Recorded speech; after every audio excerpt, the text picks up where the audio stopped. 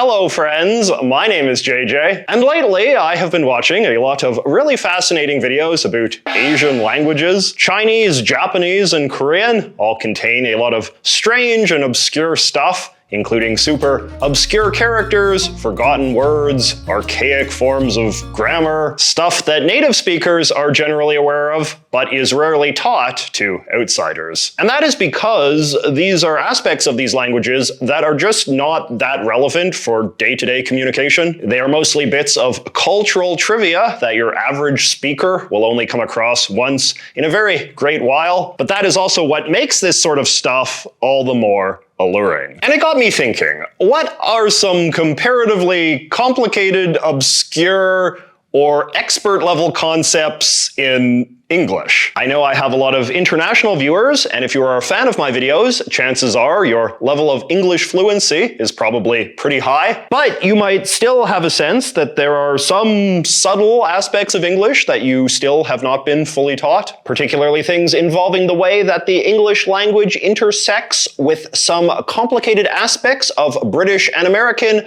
cultural history and traditions. So today I thought we would attempt to explore some of those things. What are some of the most advanced, expert-level aspects of the English language that ESL students are barely ever taught, just because in most cases you can easily get by without ever knowing them?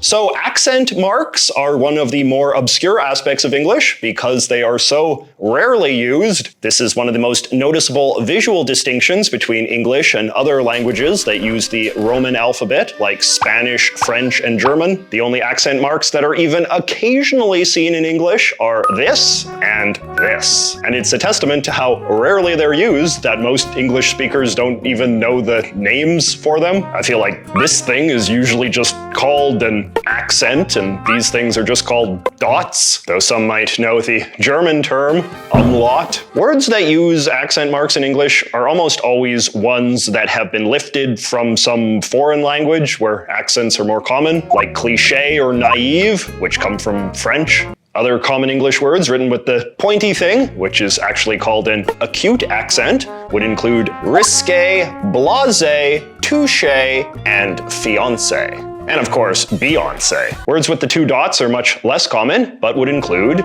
doppelganger, or the adjective Uber, as in it was an uber trendy restaurant. The company Uber doesn't use them though. The common English girl's name Zoe often has an umlaut over the E, although other Zoes just spell it with an EY ending. My favorite magazine, The New Yorker, has a somewhat infamous policy of using dots in the place of hyphens in certain compound words like re-election and coordinate, but this is an affectation exclusive to them. Frankly, the most common use of the dots in English culture is just to make made-up names look more European, like the American ice cream brand Häagen-Dazs, whose name doesn't actually mean anything in any language. Because German and Scandinavian rock bands were once considered really tough and hardcore, there was this whole tradition of British and American bands putting pointless dots over the letters in their names in order to make them look cooler. This is the so-called metal umlauts phenomenon. I believe that déjà vu is the only English phrase that uses acute marks that slant both right and left. Piñata and jalapeno are probably the only words commonly used in English that feature a little wavy line known as a tilde over one of the letters. Facade is likewise probably the only common English word to have the little curly tail thing on the C, which is called a sedella. And chateau is the only word to have a little triangle hat known as a circumflex. And again, you can see that this is always being done in the context of loan words that are being directly lifted from other languages. Overall, the use of accent marks in English words is generally considered a very formal or even slightly pretentious thing. And in most cases, no one will think you've done anything wrong if you write a word like cafe without the accent. The only exception would be for a very small handful of words that need an accent in order for that word to be distinguished from another word that is otherwise spelled the exact same way, like expose versus expose. So as we all know, there are 26 letters in the English alphabet, and these are all that you need to know in order to read 99.99% of all English words. There do exist, however, a couple of other very obscure letters that you only see used once in a very great while, usually just to spell relatively archaic formal words that originated from Latin. This thing, for example, is known as an ash, and it is pronounced E. It is considered mostly redundant these days because it provides no real functional difference from just writing an E or an AE. But that said, into the early 20th century, it remained relatively common for some writers in England and America to use the ash when writing certain words with a strong and obvious Latin influence. Words like archaeologist or aesthetic. But even this relatively limited use has now been mostly phased out, and today you will only ever see the ash used to give a little bit of visual flair to something, like the Encyclopedia Britannica logo or the movie Aeon Flux. The Ethel, which is also just pronounced E, is even more obscure and served a similar function in English up until the early 20th century. It was sometimes used to write Latin-influenced words like esophagus or fetus. But unless you plan on reading any Victorian-era medical journals anytime soon, it is probably not that relevant to know. English has evolved a great deal over the centuries, with the earliest forms of English basically incoherent to English speakers today. People like to make videos and things speculating about just how far back in time you could travel in ancient England and still understand what is being said, with the general consensus being that you probably couldn't go back any further than the end of the 15th century, which was the start of the so-called early modern English period. Now, most English speakers today have a sort of vague familiarity with early modern English, thanks chiefly to the continued popularity of the plays of Shakespeare, who died in 1616, and the King James translation of the Bible, which came out in 1611. And the ongoing cultural influence of these two bodies of work has left a lot of people with certain stereotypes and cliches of how Old English was written and spoken in what the TV tropes people refer to as ye old butchered English. Thine formula is simple. Addest thou eth and est to random verbs, scatterest thou a silent ease like the leaves of autumn,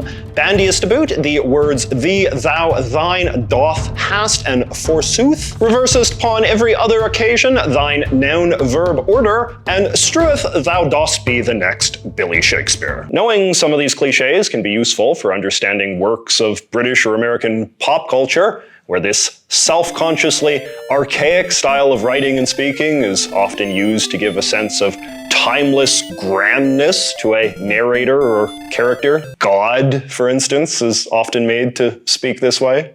Thou hast forsaken my church. And of course, using vague approximations of old-fashioned English spellings and phrasings on signs and labels and things is often done to give commercial products a quaint and charming historic vibe, even though the nostalgia factor is entirely contrived. A fun bit of English trivia I've always liked is the fact that the Quakers were infamous for continuing to speak in old-timey English well into the 20th century, as we can see depicted in this scene from Oliver Stone's movie about Richard Nixon, who was raised in a strict Quaker family in the 1920s. Because Harold has thy father's will, is no reason to admire him. Let Harold's worldliness be a warning to thee, not an example. Yes, Mother. Thy father will have to know of thy lying. No, please don't. Richard, I expected more from thee. Please, Mama. I shall never let thee down again. Talking that way in modern times obviously comes off as a little pretentious now, but the Quakers were actually trying to come off as humble and modest, using Old English pronouns and forms of address like thee and thou and thy was supposed to make their interactions with other people seem less personal and individualistic, and thereby more in tune with our universal status as children of God, or something. Anyway, talking of pretentious, let us now discuss So the Quakers' protestations notwithstanding, modern English is pretty egalitarian. Unlike a lot of other languages, English speakers do not use different pronouns and verbs when speaking to a social superior, and there exists no formal grammar that you're supposed to switch to in formal situations. I was watching a really good video recently about the most taboo words in Japanese, and it was striking how many of them just related to using informal forms of address when speaking to other people. This word is sometimes okay to use with very close male friends, but I typically avoid it even around my closest male Japanese friends, and you should never, ever use it with strangers. But that said, there was a time when English was more class conscious, and some small artifacts of this history still survive today, mostly in the context of British royalty. The word sire is one. This is a super formal version of sir that was once used as a way to address nobility. Today, however, even the King of England himself is of the opinion that the normal version of sir is just fine, and sire is now pretty much exclusively used in the context of pop culture characters interacting with fantasy monarchs. What would you suggest we do, sire? Hire smaller musicians? Humor. Very good, sire. The so-called royal we is another artifact of a more socially stratified time. In ancient English, high-status people used collective pronouns like us and we and our to refer to themselves, while only lower-class people would say things like me and my and I. British kings and queens continue to use the royal we to this day, but now only when communicating to the public in official government documents. For example, when King Charles officially declared the start of the recent British election, he phrased it this way in the British Gazette. Whereas we have thought it fit, by and with the advice of our Privy Council, to dissolve this present Parliament, and we, being desirous and resolved, as soon as may be, to meet our people and to have their advice in Parliament, do hereby make known to all our loving subjects our royal will and pleasure to call a new Parliament. In the King's social media posts, by contrast, he just says I and my. Same within any public speeches he gives, even the really formal ones. I look forward to welcoming His Excellency the President by my beloved mother, the late Queen.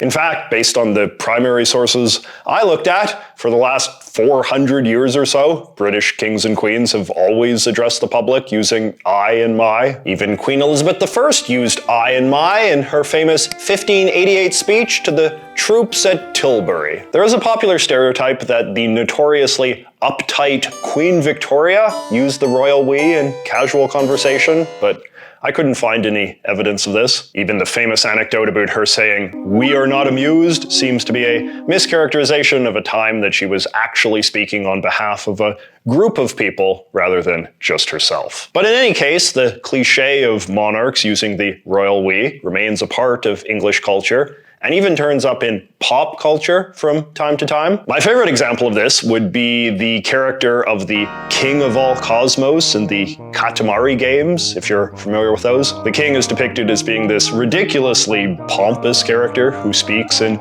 royal we talk, and the grammatical awkwardness that ensues just makes him seem even more obliviously vain and self-important.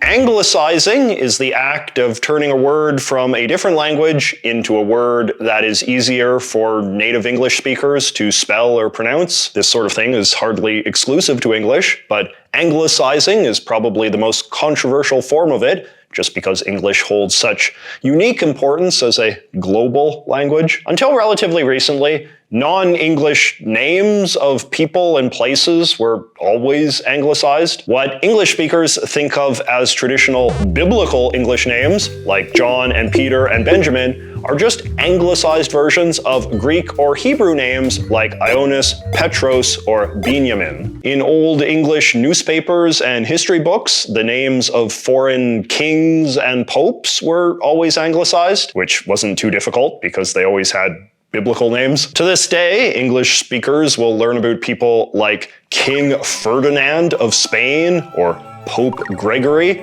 even though the names they used for themselves would be Fernando or Gregorius. Englishifying the names of important foreign people in this way continued to be common practice until about the mid-20th century or so. One of the last notable foreign figures to have their name anglicized was Joseph Stalin, whose real first name was Iosif. We call all of the subsequent Soviet leaders by their un-anglicized Russian names, by contrast. So like Mikhail Gorbachev, not Michael Gorbachev. When it comes to last names, any family who emigrated to this continent more than a century ago will likely have some sort of story about how the names of their ancestors were anglicized after they arrived, either by themselves or some sort of public official. So for example, Andrew Grove, the famous Hungarian-born founder of the Intel Corporation, was born as Andras Grof, but anglicized his name after immigrating. It's a similar story for place names. There is a fair number of cities around the world that English speakers know by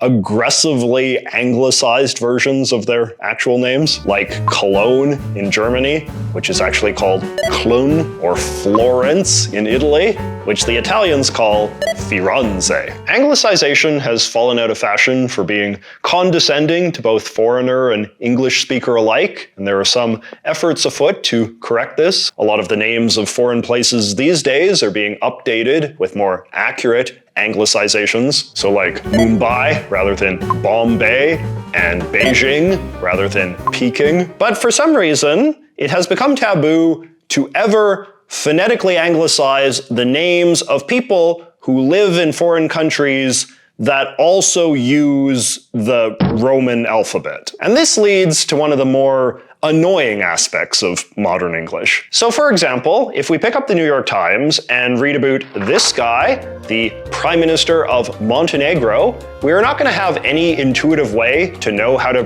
pronounce his name, because despite the fact that we use the same alphabet, Montenegrin speakers pronounce letters in completely different ways from English speakers. So basically, if you want to pronounce his name correctly, you just have to get someone who knows how Montenegrin pronunciations work to tell you how to do it. And again, for names that don't use our alphabet, phonetic anglicization is still considered fine. Thakshin Shinawatra doesn't write his name that way, but it's fine to write it that way in English. But you could never get away with writing, say, Melyoiko Spaigi. That's just how English culture be. So-called fossil words are some of the most difficult vocabulary to learn in any language because they are words that have no inherent meaning beyond providing a kind of rhythm to certain expressions. So for example, I might say, the protesters have run amok downtown. But I cannot literally translate what this word amok means because it doesn't mean anything outside of the context of the two-word phrase run amok, which means behave chaotically. Amok is what the linguists would call a fossil word because it is a forgotten, archaic word whose contemporary meaning is tied exclusively to a very narrow context. In this case, people behaving chaotically, which can be called running amok, but there is no other independent use of amok. Another good example would be the word eek, which is a word you hear a lot in the context of politics or sports, as in he eked out a narrow victory. Eek is another word that cannot be literally translated or used in any other context beyond describing somebody achieving something in a difficult situation, and it always has to be accompanied by the word out. You can only eke out something, and it has to be a very particular sort of something, usually some kind of narrow achievement. Even explaining fossil words is difficult. They are basically just nonsense words that English speakers learn to use after hearing them in very specific contexts, and then they learn to use them in that context themselves, despite never understanding what they literally mean. And so, without further ado, let us now talk about our final super advanced English concept. So, one of the more whimsical, but also contested and controversial rules of English is the supposed proper names for groups of animals. This is an aspect of English trivia that's often used to entertain children. Hey kids, did you know the proper name for a group of flamingos is a flamboyance? Or that a group of rhinos is called a crash, or that a group of sharks is called a shiver. In day-to-day conversation, however, most of these animal group names are very rarely used by ordinary English speakers, unless the animal is very culturally prominent. So saying a pride of lions, or a pod of whales, or even a murder of crows is pretty common, but most normal people would probably also just say a flock of owls or a herd of zebras rather than a parliament or a dazzle. Even people who study specific animals for a living will often use a more ordinary generic term when referring to a group of them rather than the quote-unquote correct term, which might sound a little too flowery or literary for use in, say, a scientific paper. And this in turn makes the use of these collective nouns a kind of proxy battle in the larger war between descriptive and prescriptive English traditions. In contrast to languages like French or Hebrew, English is generally considered to have a very descriptivist culture, which is to say its standards of acceptability are based more on what people do in contrast to what some sort of hierarchical language authority say should be done. English dictionaries, for instance, are usually written from a descriptivist orientation, with new words or pronunciations or spellings, including a lot of slang, being added as they become popular and widely used, as opposed to because they have been declared acceptable by some group of language experts. In fact, the validity of a lot of these animal group names are heavily dismissed by descriptivists, precisely because they are not widely used and aren't often even in dictionaries. But that said, a lot of people really like rules, especially obscure ones. One of the big reasons why animal group names have remained such a subject of ongoing fascination in English culture is probably precisely because they represent such a rare instance of confident people insisting that you're supposed to talk about a familiar topic in this unfamiliar and counterintuitive way. In a descriptivist language culture, learning secret rules can be a real thrill because they're so rare. Anyway, I hope you found this video a thrill too. As a native English speaker myself, I obviously don't have quite the same insight into my language as someone who learned it later on, so I would be curious to hear the thoughts of some of my ESL viewers. What aspects of the English language do you consider to be the most advanced or obscure? And what weird part of English-speaking culture do you wish a native speaker would clearly explain to you? Let me know in the comments, and I will see you next week. Lucky.